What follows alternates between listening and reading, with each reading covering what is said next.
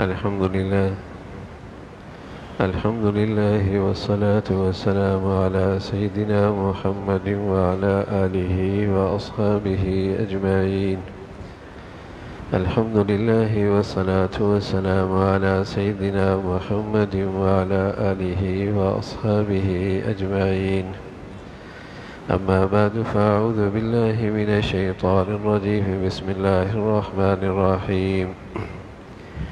يا أيها الذين آمنوا اتقوا الله وذروا ما بقي من الربا إن كنتم مؤمنين فإن لم تفعلوا فأذنوا بحرب من الله ورسوله.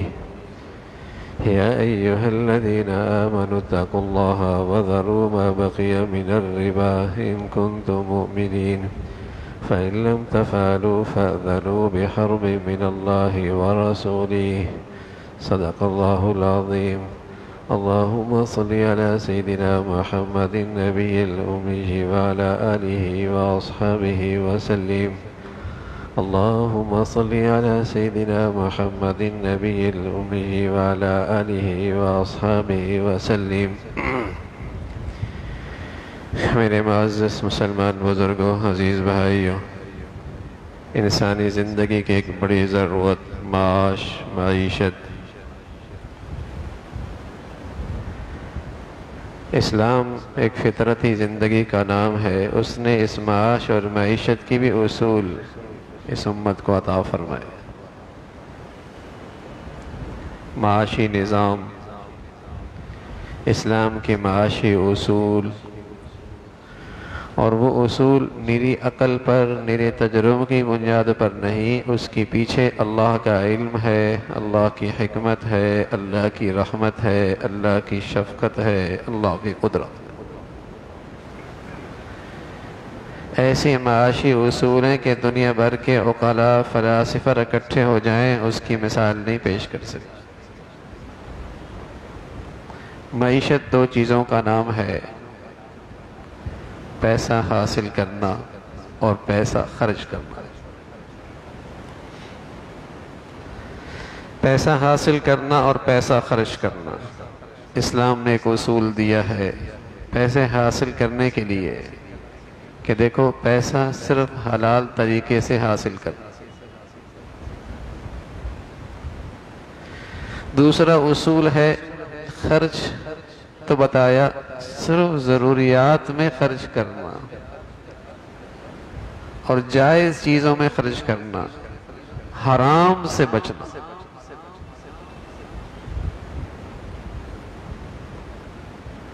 کمانا کیسا ہے؟ حلال طریقے سے. خرچ کرنا کیسا ہے؟ حرام سے بچنا. اسراف سے بچنا ہے، تبذیر سے بچنا ہے، حرام جگہوں پہ خرچ کرنے سے بچنا ہے. حلال طریقے سے کمانا ہے، حرام نہیں. لیکن دنیا میں آج جو معاشی دنیا پہ تباہی آئی ہوئی ہے، اسلام کے ان مبارک ضابطوں سے آج دنیا خالی ہوتی چلی جا رہی ہے.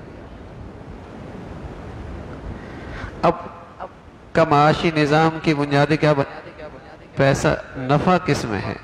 بس نفع کی بنیاد ہے معیشت. آنا چاہیے، چاہے حلال سے آئے، حرام سے آئے، جائز طریقہ ہو، ناجائز طریقہ ہو. اور خرچ کیسے کرنا ہے؟ اس کی بنیاد مغربی تہذیب کی بنیاد کس پر ہے؟ نمائش پر، اسراف پر، تبذیر پر. تو پورا کیسے ہو؟ آج ساری دنیا کا رونا یہ ہے کہ اخراجات زیادہ ہیں، آمدنی کم ہے. حالانکہ وسائل بہت ہیں، لیکن خرچ کرنے کے اسلام کے اصول نظر انداز کر دیے نا. پاؤں چادر سے زیادہ پھیلا دیے. کفایت شعری کو چھوڑیے، حرام اور ناجائز جگہوں پہ دولت خرچ ہوتی ہے، کہاں پوری ہوگی؟ خزانوں سے بھرے ممالک، غلط معاشی نظام اس کی بنیادوں پہ کھڑا، جو تہذیب غلط بنیادوں پہ کھڑی، اب وہ بیکاری بنی ہوئی. اصول غلط. تو اسلام نے معاشی نظام ان دو اصولوں پہ رکھا ہے: کماؤ حلال طریقے، خرچ کرو حرام میں خرچ نہ کرو. اگر ایسا کرو گے تو اللہ تمہاری معیشت میں برکت عطا فرمائے گا. کمانا بھی حلال طریقے سے. آج دنیا کی معیشت اس پہ کھڑی ہے کہ بس نفع آئے، اس لیے اس کا سب سے بڑا حصہ اس معیشت کا سود پہ کھڑا. رسول اللہ صلی اللہ علیہ وسلم جب دنیا میں تشریف لائے تو وہاں بھی لوگ سودی لین دین کیا کرتے تھے. عربوں کے اندر بھی یہ رواج موجود تھا. یہ سودی نظام چل رہا تھا. ہوتا یہ تھا کہ سامنے اس کی ضرورت کا ناجائز فائدہ اٹھا کے اس کو اور قرضوں میں جکڑ دیا جاتا تھا. یہ ظالمانہ نظام وہاں بھی نافذ تھا، وہاں بھی موجود تھا، اور جو اسلام کی فطرت کے خلاف ہے، اسلام کے مزاج کے خلاف ہے. اسلام کا مزاج کیا ہے؟ ضرورت مند کی مدد کرو، اس کے ساتھ خیر خواہی کرو، اس کے ساتھ ہمدردی کا مظاہرہ کرو، اس کے مددگار بن جاؤ، اور صرف اللہ کو راضی کرنے کے لیے، صرف اللہ کو راضی کرنے کے لیے. جیسے شراب پینا ام الخبائث ہے، اس کی حرمت بھی وہاں آئی بتدریج، آہستہ آہستہ، اور ایک وقت آیا شراب کو حرام قرار دیا گیا. سودی لین دین کے لیے بھی یہی حکمت عملی اسلام نے اختیار کی. پہلی فضا بنائی، لوگوں کی ذہن سازی کی، فضا بنائی، ذہن سازی کی کہ خرچ کرنے کا مزاج اللہ کے راستے میں، اس کے نفع، اس کے فوائد، اس کے ثمرات، اس کی برکتیں، اس سے فضا بنائی. اور جب فضا بنی تو پھر سودی لین دین کی حرمت کا اعلان ہوا، اور اس طرح اعلان ہوا اور بتایا کہ اتنا غلیظ اور اتنا شدید گناہ ہے کہ اگر کوئی اس کی حرمت کے بعد بھی باز نہ آیا تو پھر وہ سن لے اللہ کی طرف سے یہ اعلان کہ پھر اس کے لیے اللہ اور اللہ کے رسول کی طرف سے اعلان جنگ ہے.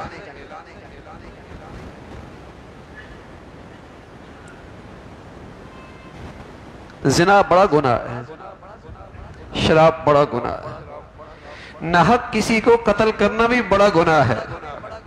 لیکن ان گناہوں پر بھی ایسی وعید نہیں آئی.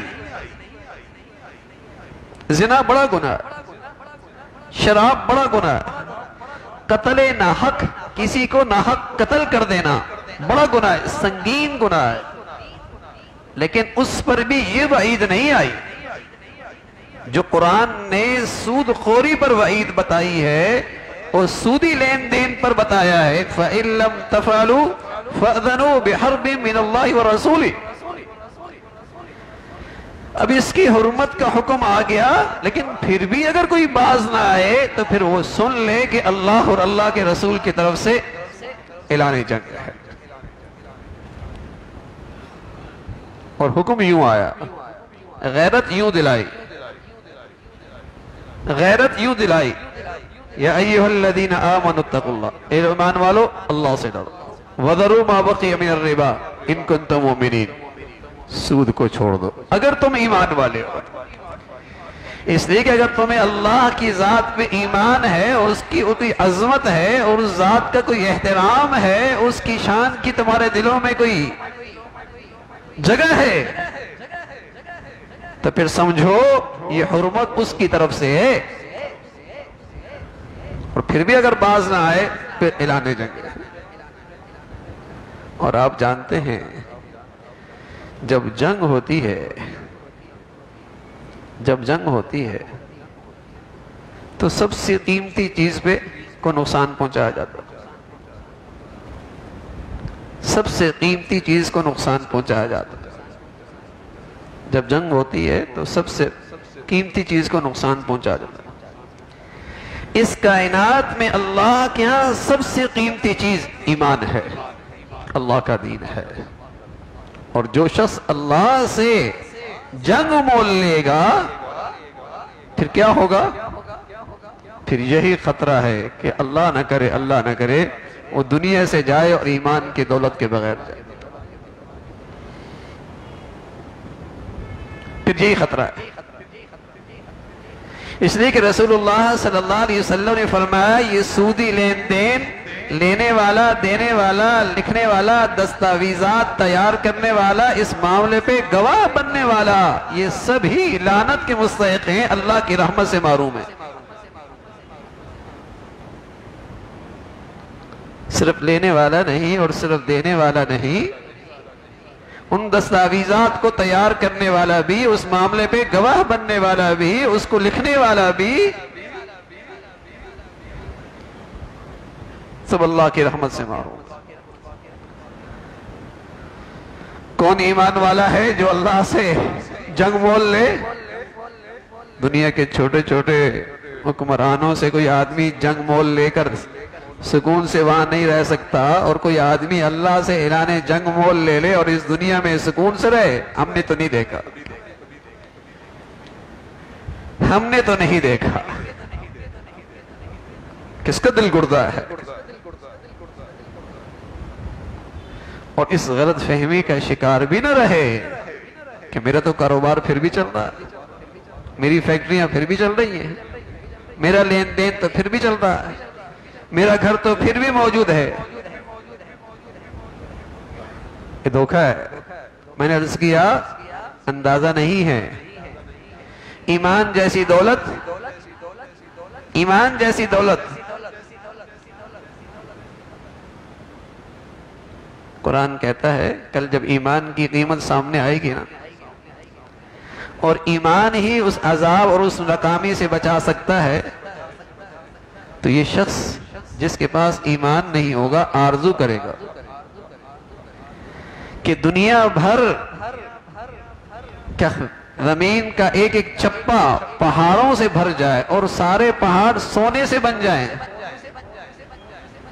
صرف موجودہ پہاڑ نہیں، اور صرف خشکی کے پہاڑ نہیں، خشکی اور تری، یہ ساری زمین پہاڑ سونے سے بھر جائے اور سونے کے وہ پہاڑ آسمان کی بلندیوں کو چھونے لگ جائیں. ملء الارض ذہبا، ملء الارض ذہبا، یہ ساری دنیا سونے کے پہاڑوں سے بھر جائے اور چاہے گا کہ یہ سب بھی دے دوں اور اس ناکامی سے بچ جاؤں، تو وہاں اعلان ہوگا یہاں ناکامی سے بچنے کی ایک ہی دولت کام آتی، وہ ایمان ہے. یا اس عذاب اور ناکامی سے بچنے کی جو دولت چلتی ہے، جو اس منڈی کی قیمت ہے، وہ صرف ایمان ہے. تب اندازہ ہوگا ایمان کیا دولت ہے. تو میرے عزیزو، اللہ سے اعلان جنگ اور بندے اور مولا کی جنگ ہو تو ہار تو بندی ہی کی ہوگی. پھر اس کی سزا دیکھیے کہ ایمان جیسی دولت ہی چلی جائے، کیا رہے گا؟ کیا رہے گا؟ تو اسلام کا جو معاشی نظام ہے وہ تو اس پہ کھڑا ہے کہ حلال کماؤ اور اللہ کی رزاقیت پہ یقین رکھو نا. ان اللہ هو الرزاق، رزاق تو وہ ہے.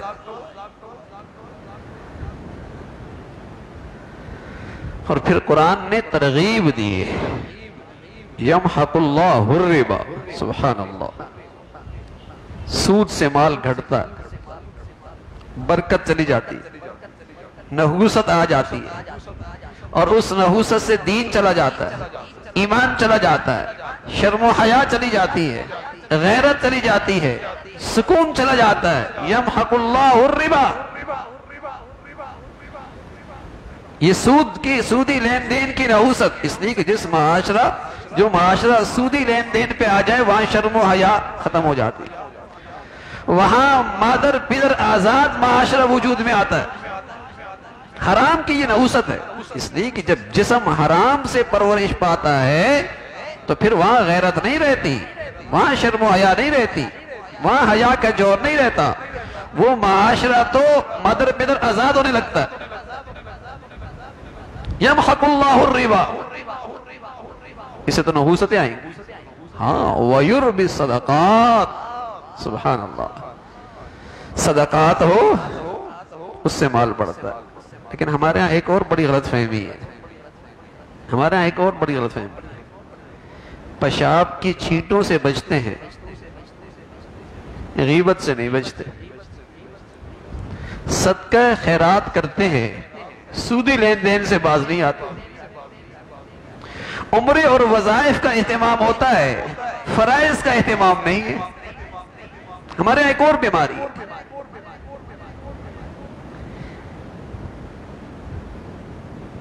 دامن گندگی سے بچ جائے اچھی بات ہے، لیکن غیبت کی گناہ سے بچ جائے اس کی فکر نہیں ہوتی. رفائی کام ہوتے ہیں، کرتے ہیں، ایوارڈ بھی لیتے ہیں اور سمجھتا ہے یہ کوئی دینداری ہے. ارے میاں حرام سے بچنا، سودی لین دین سے بچنا یہ زیادہ ضروری ہے.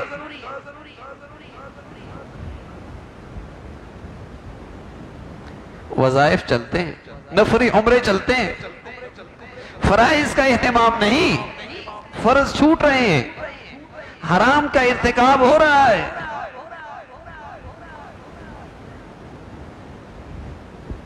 یہ دینداری عادت کی دینداری ہے کہ جو عادت میں ہے وہ تو کر رہا ہے، جو اللہ کا حکم ہے اس کا لحاظ نہیں ہے. جو چیز عادت میں ہے وہ تو کر رہا ہے. اب دیکھو نا، ہر سال ہی کر رہا ہے لیکن سودی لین دین بھی نہیں چھوڑ رہا، سودی لین دین بھی نہیں چھوڑ رہا. اور بڑی جرت ہے بھائی، بڑا حوصلہ ہے اللہ سے مقابلہ کرنا، اللہ تعالیٰ سے مقابلہ کرنا، بڑا حوصلہ ہے. ہاں میرے عزیزو، ہماری بدقسمتی ہے کہ قومی سطح پہ اس حرام کی فضا ہے. ضابطے، قوانین، سود خوروں کی حوصلہ افزائی، سودی لین دین کے لیے آسانیاں، اوپر سے بھی حوصلہ افزائی. لیکن کچھ خوشگوار آواز قومی سطح پہ آ رہی ہے. زعماء اور قومی سطح پہ کچھ اس کی فکر، اس کی کچھ آواز، خوشگوار آواز سنائی دے رہی ہے. لیکن پوری قوم جب اس گناہ اور اس گندگی سے نفرت نہیں کرے گی اس وقت تک یہ معاملہ آسان نہیں. جمہوری ملک میں اور جمہوری دنیا میں قوم کو اپنی طاقت کے ساتھ اس گندگی سے اور اس نحوست سے ایک مضبوط آواز لگانی ہوگی اور خود اس گناہ سے نفرت کرنی ہوگی. ظاہر سرمایہ دار اور معاشرہ اور سوسائٹی کے لوگ ان سودی اداروں سے اگر بیزاری کا اعلان کر دیں تو یہ سوچنے پہ مجبور ہو جائیں گے. ان سودی اداروں سے بیزاری کا اعلان کر دیں تو سوچنے پہ مجبور ہوں گے.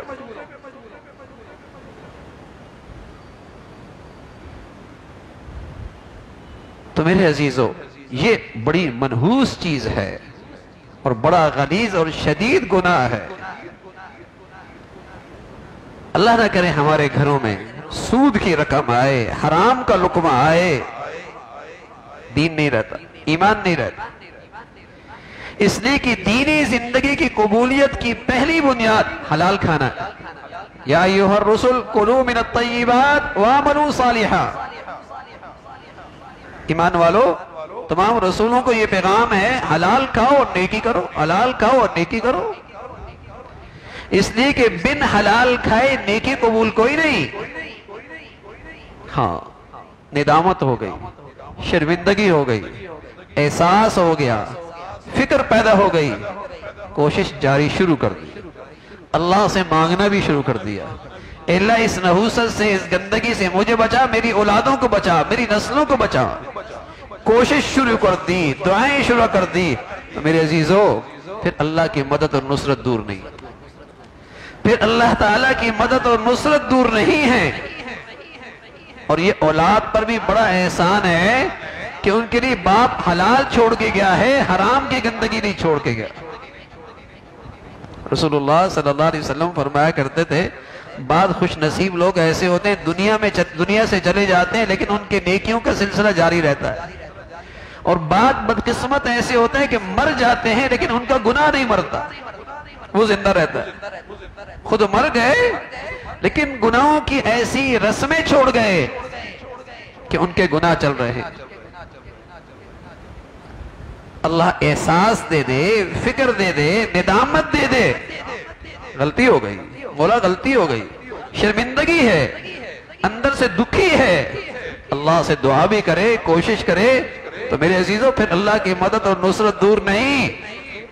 اور جس خوش نصیب کو توبہ کی توفیق ہو گئی اور اس گندگی سے دور ہو گیا، سبحان اللہ، رسول اللہ صلی اللہ علیہ وسلم نے ایک دعا سکھائی ہے کہ اللہ صرف معاف نہیں فرماتا کہ معاف کر دیا، صرف اللہ معاف نہیں فرماتا کہ میں نے معاف کر دیا، نا اللہ رب العزت تو رحم بھی کرتا ہے کہ وہ سارا ریکارڈ بھی جلا دیتا ہے کہ کل میرے اس گناہگار بندے کو اپنے گناہ دے کر کل شرمندگی نہ اٹھا رہی پڑے۔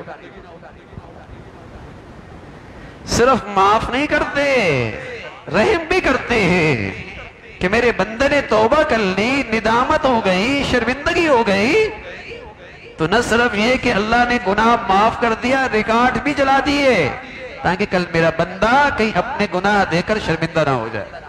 دنیا کی عدالتیں تو معاف بھی کرتی ہیں، ریکارڈ محفوظ کرتی ہیں نا، اور مولا کریم تو ریکارڈ بھی ضائع کر دیتے ہیں۔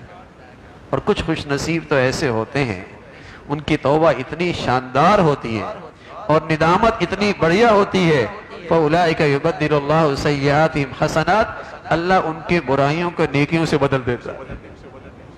تو میرے عزیزو اس در میں اور اس در پہ مایوسی نہیں ہے، اس دربار میں مایوسی نہیں ہے، وہ تو اپنے بندوں کو نوازنا چاہتا ہے، لیکن اللہ نہ کرے بندہ بھی ایسا نہ شکرا کہ اس سے اعلان جنگ کرے اور اپنے لیے خود ہی عذاب کو دعوت دے، تو پھر اس کی ہلاکت میں کیا شک، پھر اس کی بربادی میں کیا شک۔ وہ مولا تو صبح ہے، شام ہے کوئی معافی مانگنے والا، ہے کوئی ایسا کہ میں اس کی خطاؤں سے درگزر کر دوں؟ کوئی ندامت لے کے آئے وہ اپنی رحمت لے کے آتا ہے، کوئی چل کے آتا ہے اس کی رحمت دوڑ کے آتی ہے۔ تو میرے عزیزو اللہ ہمیں اور ہمارے پورے معاشرے کو، ہمارے پورے ملک کو اور پوری قوم کو اس گندگی سے اور اس نحوست سے اور اس گندگی لعنت سے اللہ محفوظ فرما دے اور نجات نصیب فرمائے۔ وآخر دعوانا الحمدللہ رب العالمین۔